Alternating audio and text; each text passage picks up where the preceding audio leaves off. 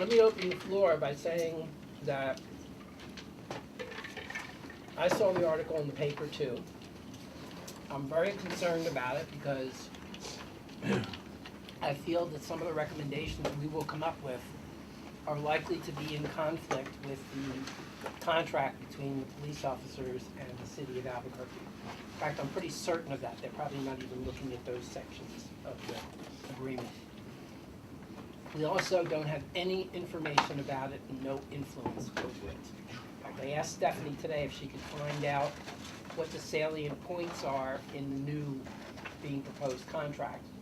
She cannot, because all the talks are held in secret, and no one will know what's in that contract until it's been ratified, signed and ratified.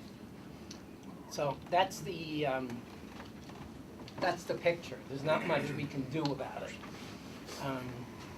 But that'll open it for discussion. Mr. President, what is the risk to the committee? When you say risks, I'm not sure, but there are provisions in the contract, the police contract, that prevent certain actions by the POC and, more importantly, certain, and I'm anticipating, because we don't know what's in the contract, but I'm anticipating that we're going to come up with recommendations that are going to be in conflict with sections of that contract. Because if the provisions that were a problem before stay in the contract, and they likely will, then things we're going to come up with are going to be in conflict with that. So that's why I guess people want to talk about it, but we don't have any control over it, and we don't know that. We don't know what's in it. If we're going to make recommendations to the city council that they're not going to accept, that they're not going to buy, that they're not going to support. So I think that the committee needs to do what the committee feels is important, what we're charged with, and what our beliefs are to those charges. Come forward with the best options that we think we have and move on. If we are going to waste time, it's going to happen, but just the way it is. I'm comfortable being in a situation where we might waste time. I'm less comfortable being in a situation where we'll certainly waste time by someone saying it is impossible to implement any of these things if, based on the history of the last contract, it isn't up for renewal for 6 years. So if we make recommendations, and the current CBA, which I was very surprised that the portions of it that apply to us are different, but if those are the same, Exactly. it puts all sorts of very serious limitations on the ways that the council could change the ordinance. Peter and Well, I just raised the additional question of whether or not there is, given the knowledge that this task force is meeting and looking for ways to improve the degree to which the POC can actually ensure accountability with an APD, is it possible that there are new provisions that are being proposed that would further restrict, in response to the fact that we are organizing to propose changes, that would counteract even further what we might be trying to propose right now? I mean, I do wonder, is there an opportunity, and this is just off the top of my head, but is there an opportunity for us to forget that we can't formally intervene and even know about those negotiations, but for us to make a resolution urging the city council to, city council, the mayor's office, I don't know, is there something by way of a resolution where we could make a statement of principle about our beliefs in the importance of preserving the opportunity for the POC to ensure accountability with the APD and for the police contract not to interfere with that? Mr. Wagner. Mr. Simonson said much of what I was going to say. I think the timing of this is strange, to say the least. It may be that it's happening in order to increase pay for retention of officers who might otherwise retire, but I don't know that it's necessary to negotiate an entire contract just to get some extra money to retain officers who have 20 years on the force. And this is coming up exactly when we're talking about passing an ordinance that if the ordinance were passed first, would limit what could go into the contract. And instead, we're getting a contract that's limiting what's going into the ordinance. So I think the timing is very interesting. I also think that the fact that we have no idea what's going to be in this contract, and an awful lot of what we need to do is designing, we're not designing put a piece here, put a piece there, put a piece there. We're designing what is supposed to be a unified ordinance, where if you knock one block out, then other parts of it make no sense. And I don't see how we can come up under the circumstances. I'm questioning whether what we're doing right now, in the absence of any knowledge of what's going to be in that contract, although we can guess, and I'm going to guess that I wouldn't be, as Peter said, I wouldn't be the least bit surprised if the contract weren't more restrictive on oversight than the current contract is, because they're certainly not doing it in ignorance of the fact that we're writing an ordinance. And we certainly know that they're going to try to, that they're not going to ignore it. I'm wondering what value we have going forward at this time, and not.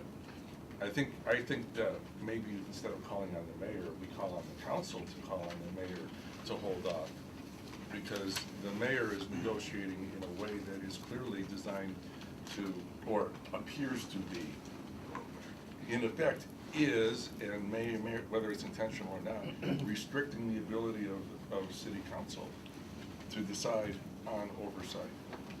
And I think that maybe we should be calling on the council to ask the mayor to cease and desist, find some way to get some money to officers who might otherwise retire, but otherwise not negotiate a contract, not sign a contract that ties the hands of, not us, but ties the hands of city council.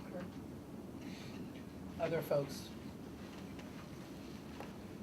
Tying in the commodity, I'm wondering if there are those issues that we feel high probability will be unrelated to the contract, or we feel as a committee that everything we talk about may be contractually related. I'm just wondering if there's some things that are, again, probably unlikely to be in the contract, but deserve some time and discussion. Maybe we can prioritize our time, buying us a little more time, and maybe a resolution down the road will provide us a little more information. And for the purposes of today's meeting, maybe prioritize our meeting in a way that allows us to put time into those areas that may not be contractually related.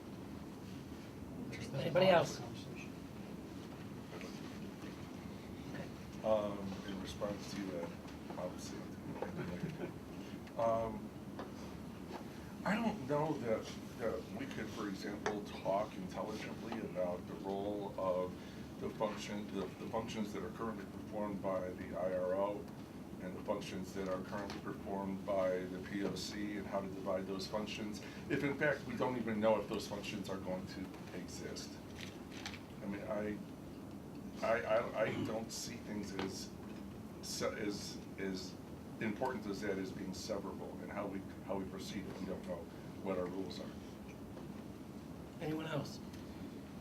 Mr. Chair. Is it Mr. possi- Simonson. Is it possible that we tonight could make recommendations that we think would satisfy our concerns about what might be in the contract? I mean, is it possible that we are far enough along that we're ready to make, so we could actually issue some recommendations this evening? Anybody else? I think we should proceed as we have and go from there. I mean, we've already got a game plan in place. We've got our committees that have done the work. I think we should proceed with our recommendation. Anyone else? Okay. I am afraid that this is an utter waste of time in light of what's going on. I can't believe that we found out about this in the paper the day before we're doing this. I mean, the contents of the negotiations are confidential, but the fact that they're doing the negotiation at all, that it might come up in the same 6-month period as we're doing this task force, I mean, somebody messed up by not telling us this is happening, or having us do this at all right now. It's just so infuriating. I, believe me, I have great sympathy for your feelings and the feelings that have been expressed here. I felt the same thing when I read the article in the paper. I thought, you know, what's going on here? Why can't they wait until we finish our process? We know that there are things that are in conflict with the contract, et cetera. The difficulty is that even with picking areas to make some statements about, is that these negotiations are secret and we don't know. We simply don't know. So we can't make any judgments about what's going to be in there or not in there. From my point of view, the most that we could do is maybe issue some sense of the task force relating to the things that were a conflict from the past contract.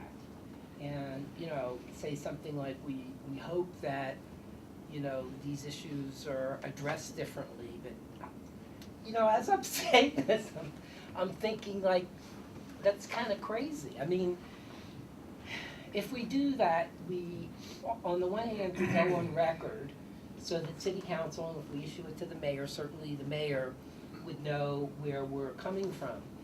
But sometimes you're better off not tipping your hand. If we tell him what we're thinking ahead of time, we may just push him or the negotiations into a direction that maybe we don't want. The other thing that I thought about myself in my alone time thinking about this article after I read it and the negotiations, a number of the things, I can't say all of them, but a number of the things that could potentially be in conflict with our recommendations may violate state law. In fact, I think they do violate state law. There's just been no action taken on them. So if we do the best to ensure that our recommendations are not in conflict with state law, state law may be able to trump that contract. In any case, all of this, our only power is through city council, so all of this would have to be in the hands of city council anyway. So I'm for just going forward the way we're going, come up with the best recommendations we can, hope they get implemented, and look at state law or other areas to bring into play if there's conflict between state law and the contract. And if you want to, we can try and craft some kind of sense, but I think it's reasonable to do that. Peter and then Ellen. So I would move that the task force resolve that the city council should urge the mayor's office to engage in contract negotiations with the APD in such a way that does not hamper the ability of the POC to exercise its oversight function of the police department. And I would certainly entertain friendly amendments. What does that That's the mean? first thing. The problem is just like, that's, well, I'll open it, that's a motion, right? That is a motion. Does anyone second the motion, first of all? Second. Okay, are you seconding things just to I second don't know, things? hey, everybody deserves discussion. Okay, I see, okay. I make a, no, all right, it's open for discussion. Mr. Lloyd. I'm not gonna support that motion for a couple of reasons, probably about three, I'll make them very brief. The officers have gone without pay raises for over 2 years. My understanding, some of them have taken pay cuts. At the end of the year, there's 80 officers or plus that are eligible to retire. If they don't receive a financial cookie before the end of the year, they're gone. Officers reach a point where they financially, it makes no sense for them to stay. They can go hunt aluminum cans and make more money if they just leave, for those reasons. And the media knows we're doing this. You can bet the media has asked the mayor, what's going on here? If the media attention to the mayor doesn't change his mind or say we're delaying this, I just don't believe the city council can, all due respect. So I'm not gonna support that motion for those very reasons. I think that the mayor knows, the mayor could have changed stuff had he chose to, so I won't support that motion. next speaker, Mr. Wagner. There's another wrinkle on the issue. I find myself wondering, the contract was covered 2008, 2009, 2010, presumably was signed in 2007. The contract was signed at a time when this ordinance was passed in, I think it was 1997, sometime around there. How is it that terms in the contract which violate the ordinance are being enforced when the ordinance was in effect before the contract was signed? The ordinance is still in effect, and yet the city is allowing the contract to take precedence over the ordinance. Specifics? Specifics. The rules about timing of determination of complaints. The rules, some rules about who might be present during the interrogation of an officer. Close, but why is the contract taking precedence over the ordinance? Nancy. To address both Mr. Lloyd and Mr. Wagner's point, I think maybe a friendly amendment to Peter's motion would be, as Alan said, address the pay issues so that you've got the retention and the raise, and now I understand what you mean. But address the retention and the raise because that's important. And then the sense is to stay the rest of it while to give us a chance to finish our business and have that out in public, and then the negotiations proceed after that. But I hear what you're saying, and I agree with you. So that is are you making an so the amendment amendment? to Peter's? Yeah. What's the amendment? The amendment is that the sense of the task force is that in order to, to facilitate the work of the task force to make recommendations and to recognize that the police officers are attempting to negotiate retention bonuses and a raise, that the council ask the mayor to deal with the budgetary issues and stay the negotiations on the rest of the contract until we've submitted our recommendations to the council. Is that acceptable to you? Excellent. Okay. The motion's been amended, it's still open for discussion. Just a comment. I agree with Peter, and I think we need to have the commission something there for us. But I also see that we're fighting a battle without information. We don't know what the war is, and we're having that discussion here. But let me say Yeah. this, I was about to make a suggestion as well to your motion, Peter. It was very much along the lines of what Nancy was suggesting, that we just ask for a postponement of the negotiations and some provision to take care of the police officers. The only thought I was having that's a little different was I was thinking maybe we should write it directly to the mayor, but since we're a product of city council, what we could do is send it to city council with a copy to the mayor. There was nothing to preclude us from doing that. And I think if we craft it in such a way that we're saying, look, we're not against the contract, we want, the officers to be compensated, we just feel that there might be some conflicts between what's being negotiated and what we're going to recommend, and we ask that it be final provisions be postponed until after we make our recommendations. Well, I would just add that I don't have a great deal of hope that our resolution will change behaviors. Probably not, But I do think that it states for the record. Yeah, we go on that record. We are aware Exactly. that this is, the timing of this concerns us, and that it creates a situation that could undermine some work that's been taking place over the last 6 months. And the city council takes this issue seriously, and it raises it to the attention of the media and the public. And I think that's important. Okay. Are there any other burning comments? Because otherwise I'm going to call the question. Okay, all those in favor of crafting a letter to city council regarding the upcoming union negotiations, please raise your hand. Any opposed? One opposed. Motion carries. Peter, do you want to take a shot at drafting that? Would you like me to? Stephanie, you want to do it? Okay, Nancy Konigsberg has offered to draft a letter. Nancy, once you've drafted it, if you could send it to me, we'll send it to the whole task force. Okay. Oh, point of information, how do we determine whether it's approved or not? I think we can't do it except by adding it to the agenda for next week. Exactly. I was just going to say, that's what we need to do. So we'll have an item on the agenda for next week that discusses a response to the police officers' negotiations with the city. Mr. Chair, might it be possible,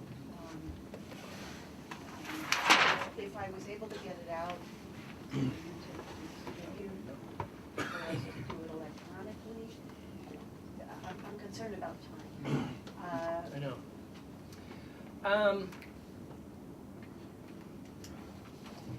I don't know the answer to that. I know you can vote electronically, it's legal, but I don't know how that jives with the open meetings law. As long as you're all involved in the email, we have what we call an audit stream. I don't see any reason. We have a meeting scheduled for, well, that will postpone it a whole week. Can you just send out an email and get approval from each person? Okay. You know, If once we you can get do the that. email, you either approve it or Right, reject right, it. right. And just And take keep note count. of, keep Okay. count on who. We can do that, there'll be a written record. Point of order, I don't believe that's kosher. Really? Can we verify that? If we can Violation of open meetings act. I don't believe we can do that. We cannot vote privately. We're just drafting a letter, right? Or are we Yeah, voting? but we'd be voting to okay the letter, which would signal that the letter goes out. Okay, Yeah. so my apologies. Mine Mr. was Lloyd. just for I don't support documenting it. the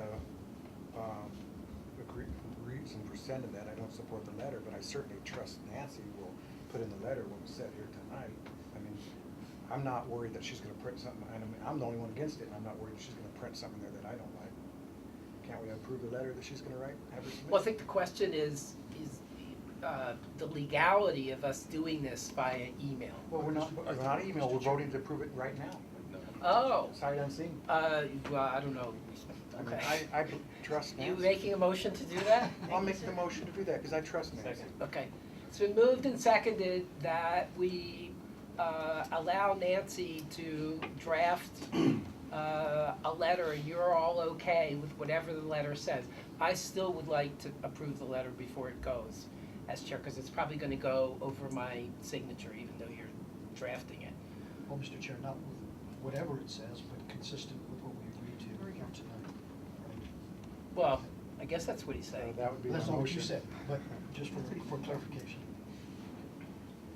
Mr. Wagner. Mr. Chair, I believe that the whole process violates the Open Meetings Act. I think that Nancy sending out electronically something that is intended for decision by the task force to all the members of the task force is a violation of the Open Meetings Act. I believe that voting on it electronically is a violation of the Open Meetings Act. And the fact that, unfortunately, we couldn't have known in advance that we would be discussing this today to even take a vote and act upon approving Nancy's letter in advance would be a violation of the Open Meetings Act. I think the only thing we can do is have Nancy come in with a draft put it on the agenda and have Nancy come in with a draft of a letter next week and vote on it. I don't think she can even distribute it before the meeting. You know, I think you're probably right. I've been thinking about it as we've been discussing it. And what bothers me about it is that we made a motion and we passed the motion on a subject that was not on the agenda.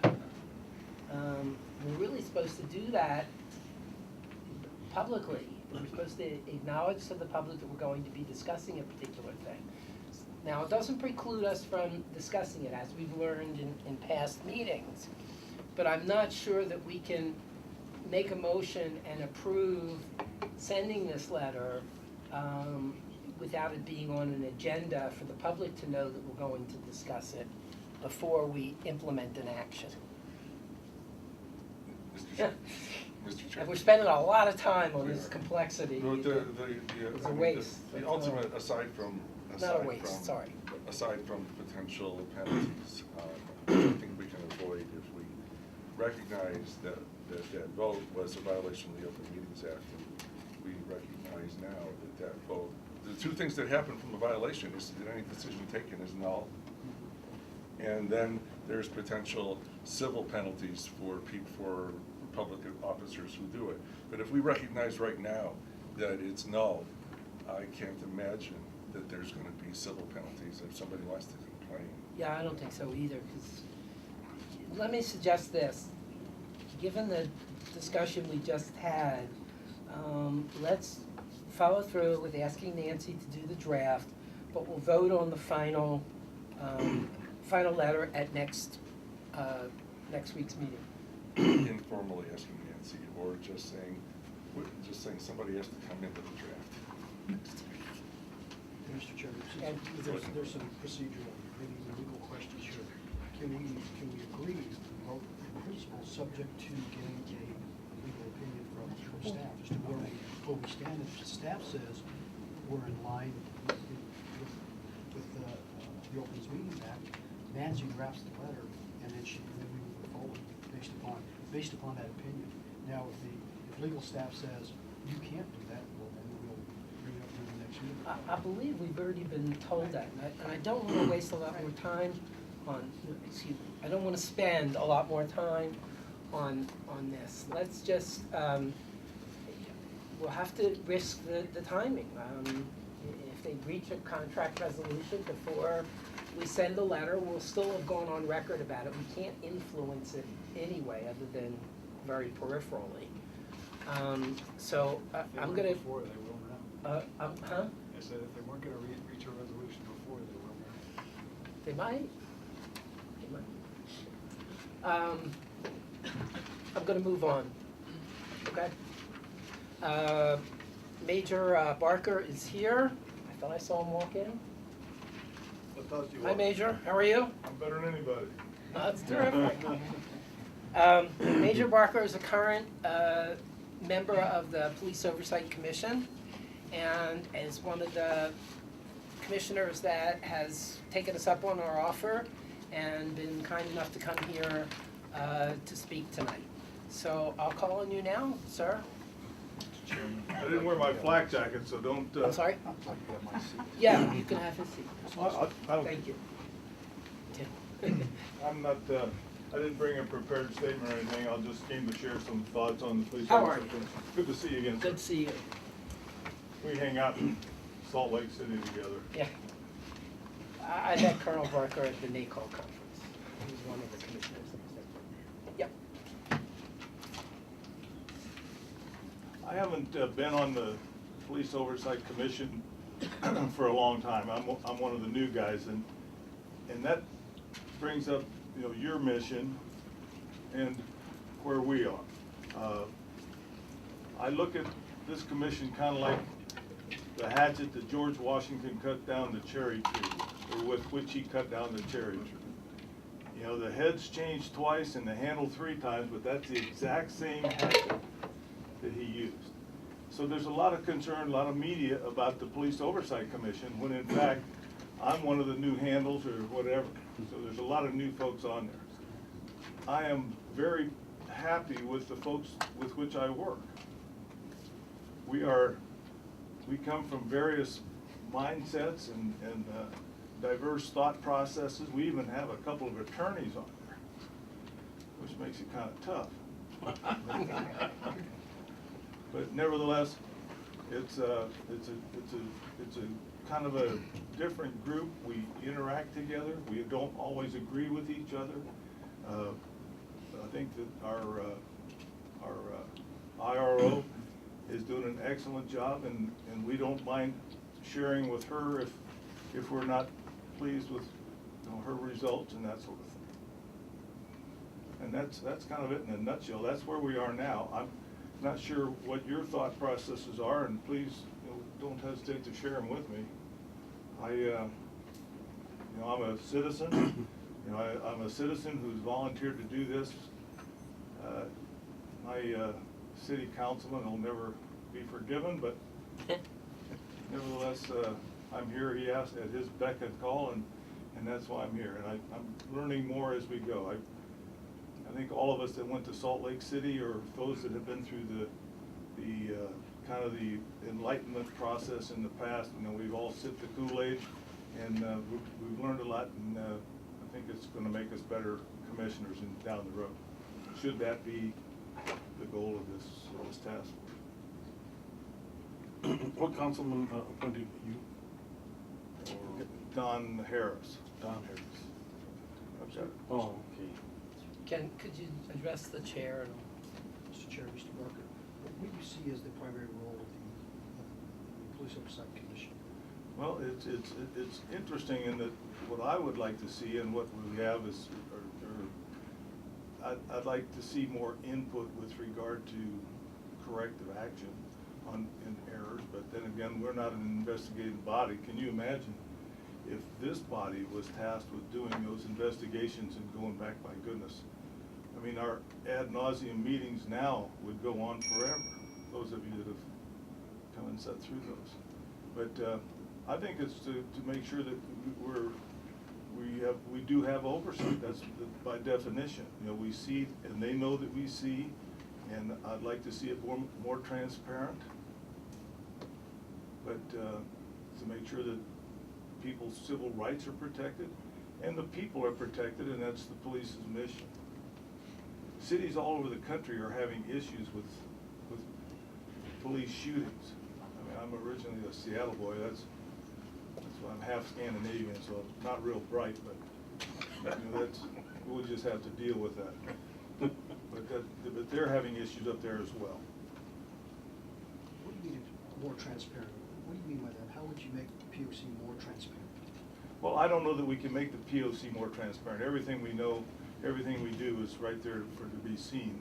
I think that sometimes the investigative process, I've asked questions of like, you know, the police officer was chastised for something. Well, what was his punishment? Well, you know, the union protects that information, I think. And I'm a union man myself. I don't know if, I was in the Marines for 25, 26 years, and I've been at APS for 23 years. It was easier in the Marines because you knew who the bad guys were. Not so fast in APS. But I'm a union guy, and we work hard to make sure that no one misrepresents our union. And I think our police officers have kind of the same look. If they've got a bad police officer, they want to get him down the road so that he doesn't, you know, tarnish their image. I would like to think that. That's the way it is with teachers' unions now. We don't want bad teachers in our district. Did you feel that? Yeah. Just clarification, and that transparency from the police department, is that what you're saying? You would like to see more transparency from the police department so the POC has more information to do its job?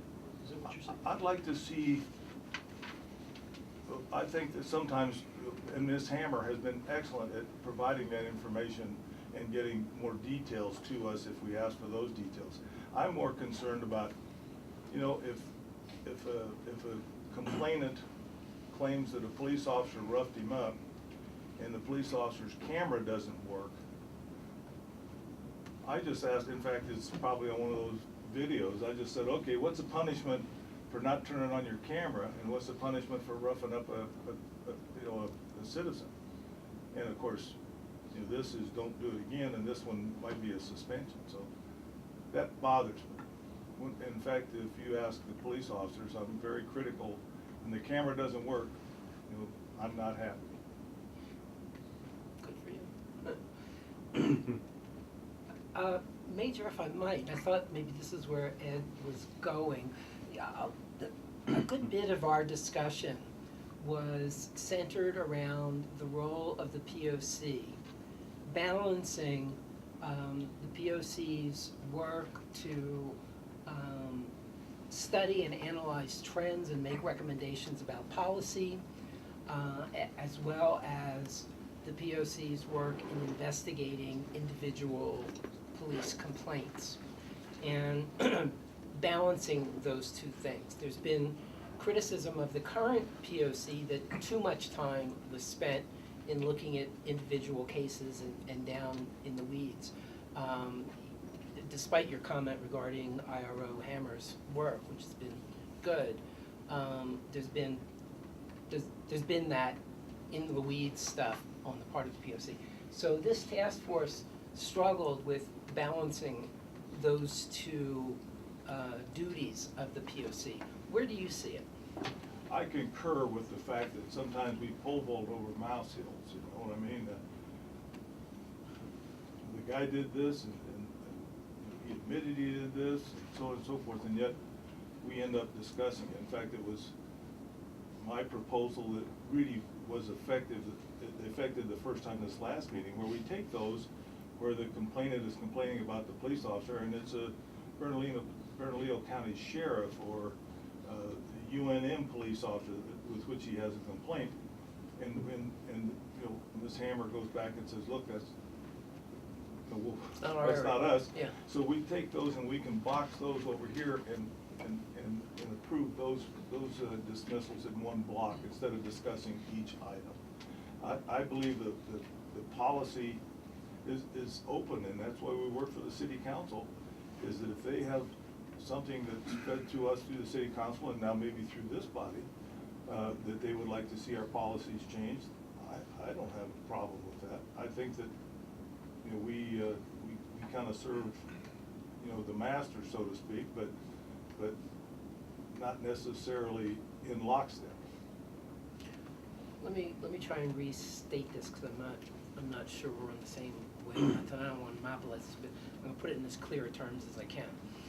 We struggled with the task of the POC to investigate trends. An analyst was hired, there's probably more needed, but one analyst at least was hired, to examine trends and their policy implications versus looking at all of the complaints individually and making judgments about individual complaints. Where we kind of leaning is more emphasis on the study and the policy part, but not totally walking away from the individual complaints, but asking for more specificity when it might affect a policy decision. Or we have questions about a particular officer, maybe we've noticed that this is his third time, you know, a complaint against him, that kind of thing. We might ask for the specifics, but not to look at every single complaint. So my question to you is, does that sound like a good balance to you, or do you think it's still important that the POC look at every single case? If you notice, I think the IRO has done an excellent job. If we looked at the last 50 cases, so to speak, I'll bet there's not 2 or 3 that we sent back for clarification. We concurred with those decisions. So in that regard, maybe we don't need to look at every case, but there were those 2 or 3 that we came across, and I like to look at trends too. You know, and there again, that comes from you know, cleaning up our own household. You know, the police officers should definitely be doing that. I would expect that. We've gotten some pushback when we've asked for, you know, Freddie Jones, you know, history on the force type thing, and I believe that the union, like any union in this day and age, needs to make sure that they understand they live in a glass house and need to police their own. So. Thank you. I noticed in the MGT report that it spoke about that at one point, I think the number was 13% of complaints went to mediation, and then that number dropped off. But what struck me was that the 13% figure was, when compared with other oversight regimes nationwide, 13% was a very high percentage of cases that went to mediation. And I wonder, do you think it's possible if mediation were structured so that the mediators came from somewhere, from, outside the police, and that what goes on in a mediation was completely confidential, that everybody was told, you're committing a misdemeanor if you go outside this room and talk about what was said in this room. And if the mediators had training in restorative justice, where the idea was to try to, bring, not just reach, an agreement, but if once a person felt wrong, try to find a way to make the people feel that justice had been achieved and not just a grudging agreement. Could more cases be resolved by mediation than that 13%, which I find, I found it really disheartening to read that that's considered to be a high number. What percentage do you think could be reached if you really had effective mediation? That's a double-edged sword, because unfortunately, I did get an opportunity to go in Salt Lake City to visit with some folks from Salt Lake City, from Los Angeles, and Boise, Idaho, and we talked about mediation, and LA, I believe, has a pretty significant mediation program, but it is the cost for mediators. My degrees are in psychology and counseling, so I believe in mediation, but if we had to find folks that were versed in the law to mediate these, somebody with some credentials, I would hesitate to guess what their salaries would be, and I think, and of course I defer to my fellow commissioners that have been on the commission longer than I, as to how many of those cases could be sent to mediation. And I concur that once they walk in, you say, okay, I'll go to mediation, kind of like Judge Judy. Okay, I'm going to go on TV, and whatever she says, that's what I'm going to do. I think that it would be a very prohibitive cost expense for the city if we hired 4 mediators. I don't know of any mediator that would work for less than 75, 80 grand a year. And somebody with those credentials might be hard to find. We're running about a half hour late, so I'm gonna ask for just maybe a couple more questions and then we need to move on. How long have you been on the commission? I couldn't tell you. I tell you, that's the problem about being Scandinavian. I think it's probably been about It's the 6 or 8 fish. months. I'll ask one of our lawyers. These guys don't lose anything. Mr. Shine, how long have I been there? Well, I've been on 15 months, so you became about 2-3 months after me. I've been on a year? Yeah, what year It's did been you so start? much fun, I just Started flies in by. Do you feel that the training you received is adequate? I think that, to answer your question, it is, I feel much more confident in the position now that I spent a few days in Salt Lake City with people, and we were in seminars, and of course our chair was there as well, and they were well-trained instructors, and they made sure that we got some messages, and so to answer your question, before I was an interested citizen, which I still am, but now I'm a little more dangerous. Thank you. Okay, if there are no more questions for Major Barker, thank you very much. It's good seeing Chair, you, I members of appreciate it. the task force, appreciate the opportunity to come down here. I didn't know this was gonna happen, but that young lady at the end stuck me. She asked me if I'd come in, and I said, sure, and she said, okay, you're on the agenda. Thank you, Major, You we bet. appreciate it. Okay, we're up to item 5, Mr. Karpoff. Oh, thank you, Mr. Chairman. Evening, everyone. Evening. And I'm Tim Karpoff. Mr. Erickson, hi. I'm an independent consultant, live in the South Valley, live in the county, actually. I'll stipulate that. And I've been asked to help with the deliberations here in order to allow the chair to kind of participate more substantively. So just a few words of context. I want to make sure the charge I think I have is the one I actually do have. So as we left off from last week, I understood that the purpose tonight, with my assistance, is to have the task force articulate for itself what the key questions or problems facing it are, to build a framework for recommendations.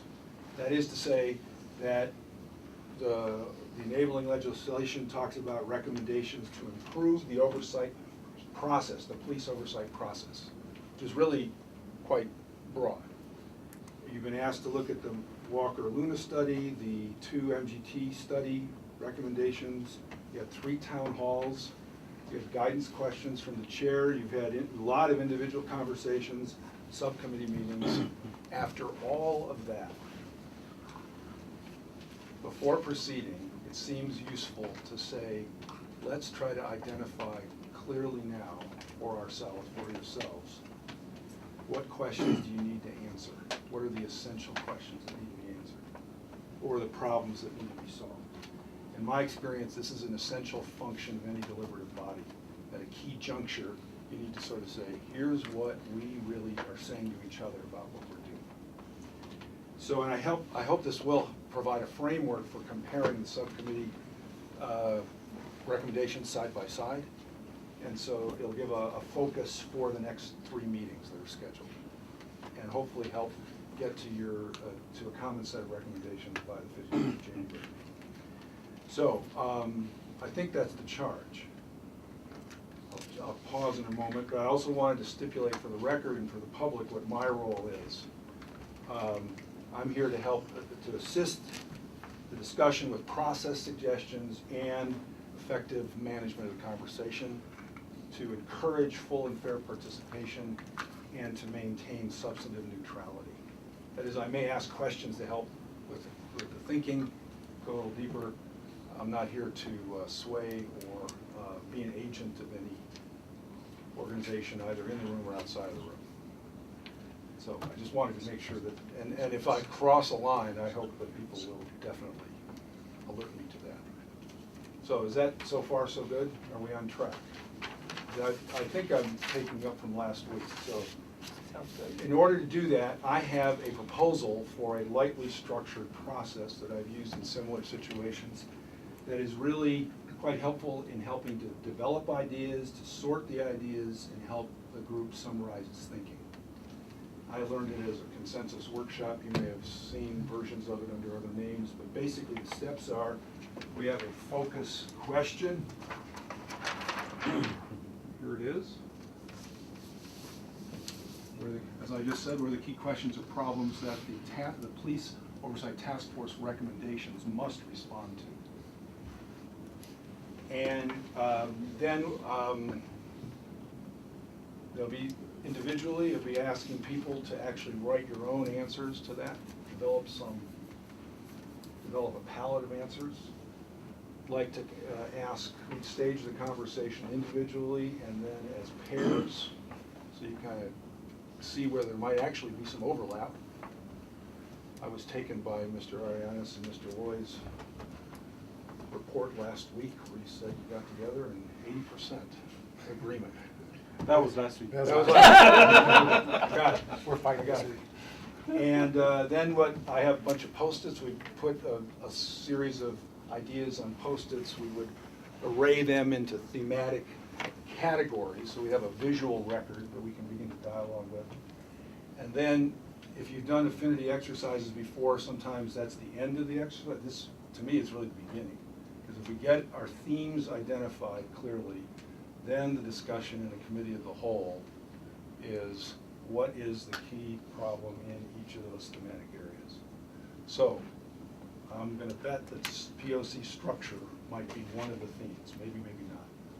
This is an example. That doesn't really state the problem clearly. So, in that thematic area, whatever the thematic area is, let's have a discussion about what is it that you want to really make sure is answered. So that's would be it, and hopefully we have a set of 4, 8, 10 essential questions. You have 14 on your guidance document, maybe 14, that seems like a lot, but however many you feel you need, we'll come up with at the end. And and that will be the product of the evening, and I hope, actually, the hope is that if we agree on the questions, it will really be a step forward in the deliberations. So that's my proposal, and I thought we could warm up with a couple of questions, but yes, Mr. Simon. Well, I think this sounds great. I think that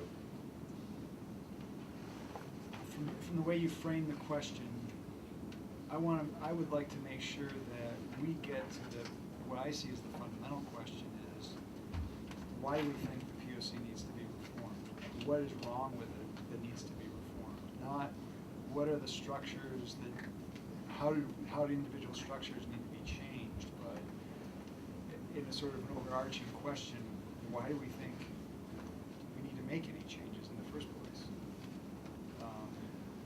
Well, I was going to say, let's warm up at least. Well, I'm assuming that we are kind of suspending Robert's rules. This is more of a work-study roundtable kind of sort of format here. I'll maintain some formality with addresses, but other than that. So let me ask, I was going to frame it as, what had, over the last 4, 5, 6 months of your deliberations, what have you learned about that question that you just framed right now? Simonson. I was going to turn the question back to you. Is that a rhetorical question? No, actually, it's an honest question. I mean, obviously, my inference is that you've actually done some thinking about that.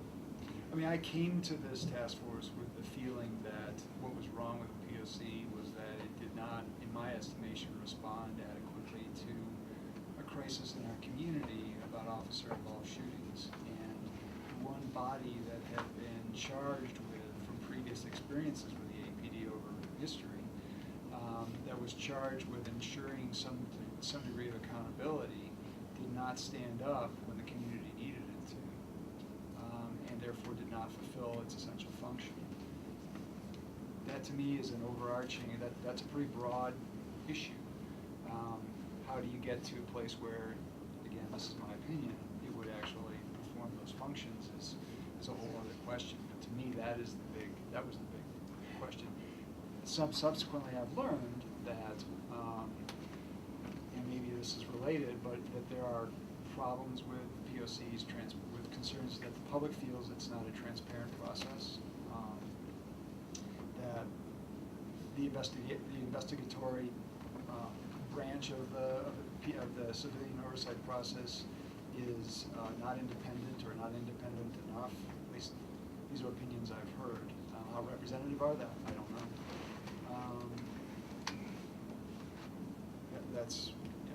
I guess those are some of the things I've learned. So how has your thinking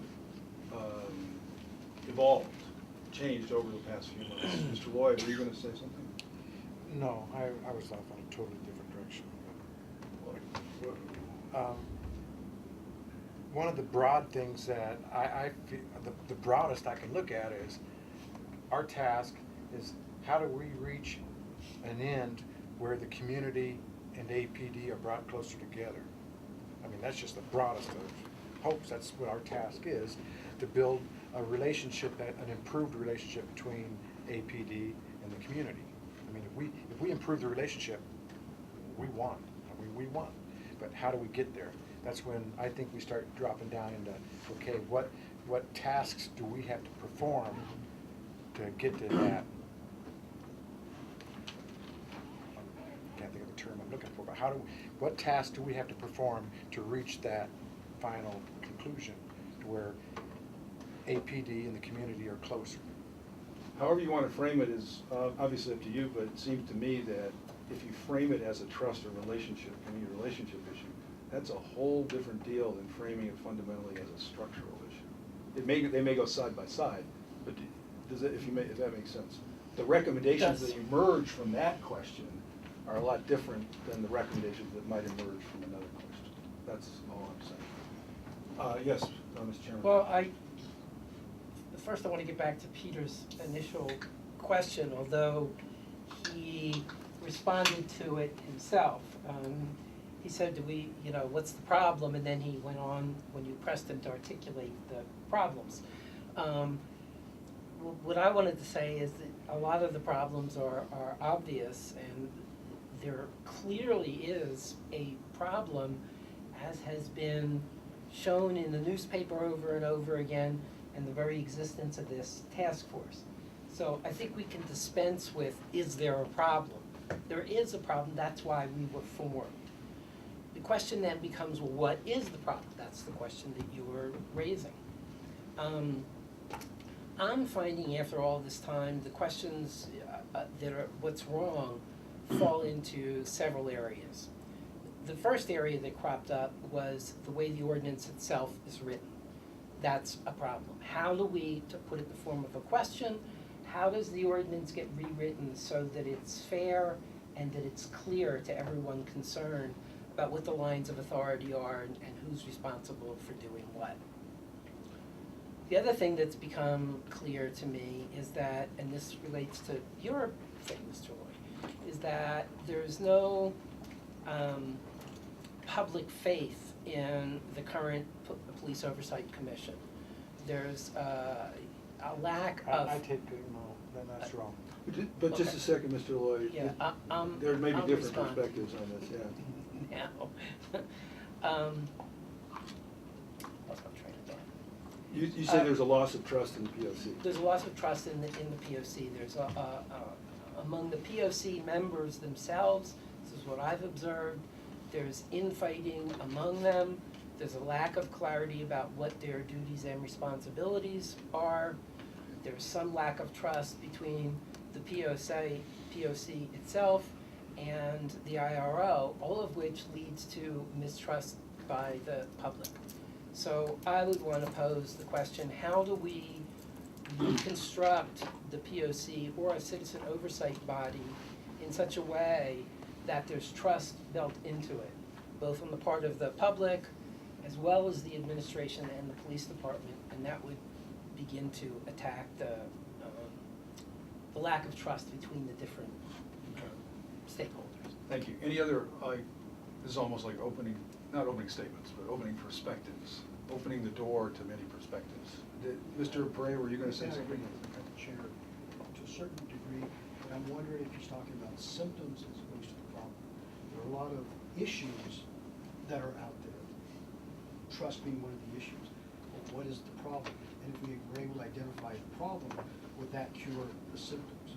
And so I think that's what we're trying to get at. What really is the problem here? So if I may, Mr. Bray, do you have an initial play or initial analysis on that? Because we could say there's sort of a chicken and egg dynamic to some of these ideas of symptom, cause, strategy, tactic, but what's your take on it? Communication.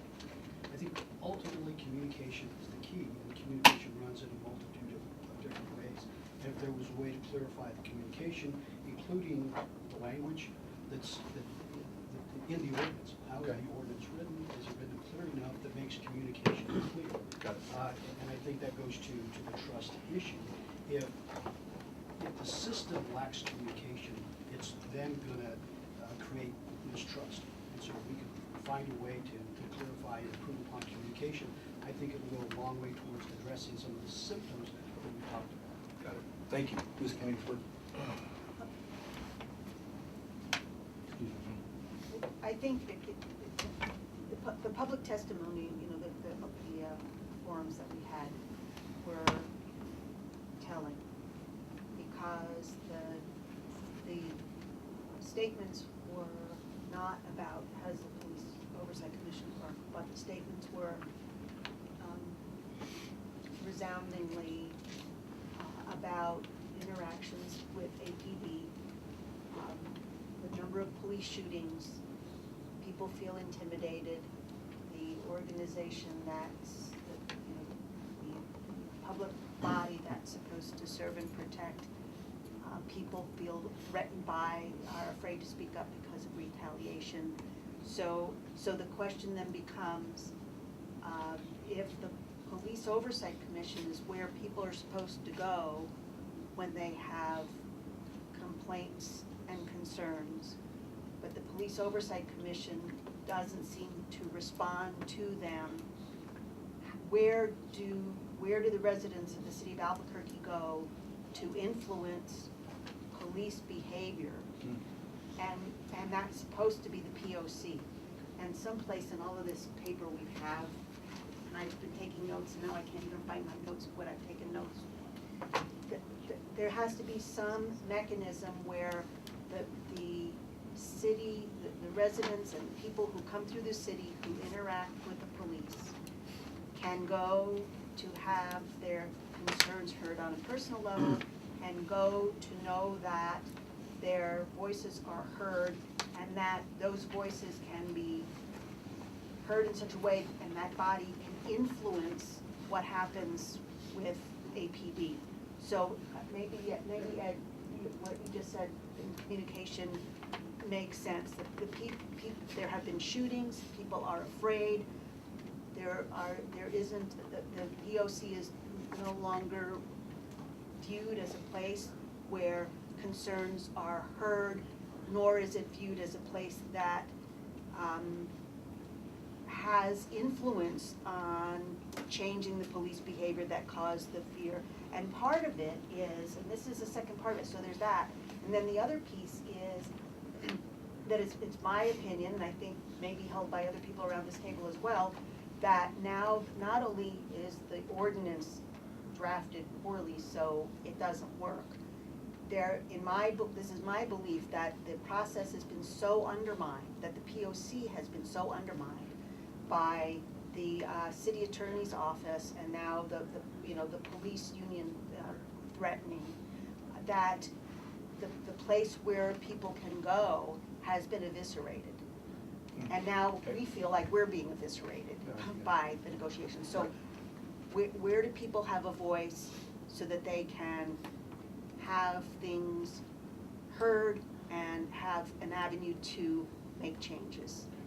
So I'm sorry I took a long time to get to that. Okay, a couple more and then we'll go to work. Yes, Mr. Wagner. Well, Nancy just said, I mean, one of the big concerns that I have would, to be, I mean, specific, the city, in terms of how the police department is run, in police community relations, the city seems to be at war with itself.